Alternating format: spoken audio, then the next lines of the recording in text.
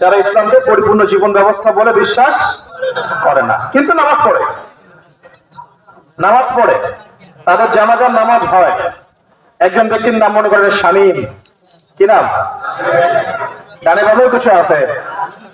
আচ্ছা, সে মনে করেন মাশাআল্লাহ 30 মিনিটে একদম 100 রাকাত নামাজ পড়ে ফেলে, ধরেন কথা এক্সাম্পল দিচ্ছি। এখন সে ব্যক্তি বিশ্বাস করে না যে ইসলাম ব্যক্তি জীবন, পরিবার, সমাজ, রাষ্ট্র, এই পুরো ক্ষেত্রে ইসলাম বাস্তবায়ন করা যায় বা সম্ভব, বা আল্লাহ তাকে বিধান দিয়েছেন, এর উপর তার আকীদা স্পষ্ট নয়।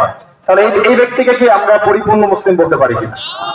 সে তো নামাজ পড়ে, তাহলে আপনি কেন মুসলিম বলছেন না? তাহলে এখানে একটা মারাত্মক আকীদাগত সমস্যা না? এটা বাংলাদেশের শুধু এই কয়েকটা মানুষ না, বহু মানুষের একটা মৌলিক আকীদাগত সমস্যা। তারা ইসলামকে একটা আংশিক জীবন ব্যবস্থা হিসেবে গ্রহণ করে, কিন্তু পরিপূর্ণ জীবন ব্যবস্থা হিসেবে গ্রহণ করে। আমি কি কথা বুঝাতে পারতেছি?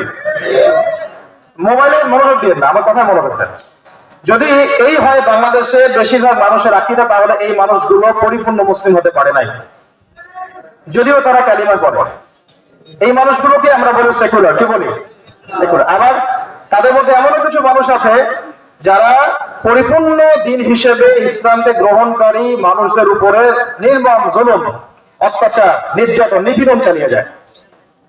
যে মানুষগুলো বলে যে ইসলাম একটা পরিপূর্ণ জীবন ব্যবস্থা, ইসলাম ব্যক্তি জীবনেও কায়েম করতে হবে, পরিবারেও কায়েম করতে হবে, অর্থনীতিতেও কায়েম করতে হবে, সমাজেও কায়েম করতে হবে, রাষ্ট্রেও কায়েম করতে হবে, যে মানুষগুলো এই মন্তব্য করে, এইরকম আকীদা লালন করে, এইরকম আদর্শ লালন করে, সেই মানুষগুলোর বিরুদ্ধে তারা অঘোষিত যুদ্ধ ঘোষণা করে।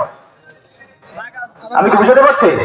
এই মানুষগুলোকে তারা সংজ্ঞায়িত করে, এরা মৌলবাদী, এরা জঙ্গি, এরা সন্ত্রাসী, এরা অমুক, এরা তমুক। আমি কি বুঝাতে পারতেছি?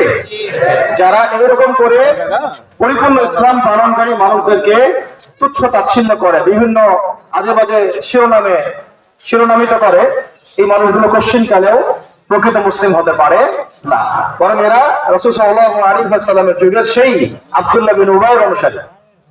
কার অনুসারী? আব্দুল্লাহ বিন উবাই আবার কে ছিল?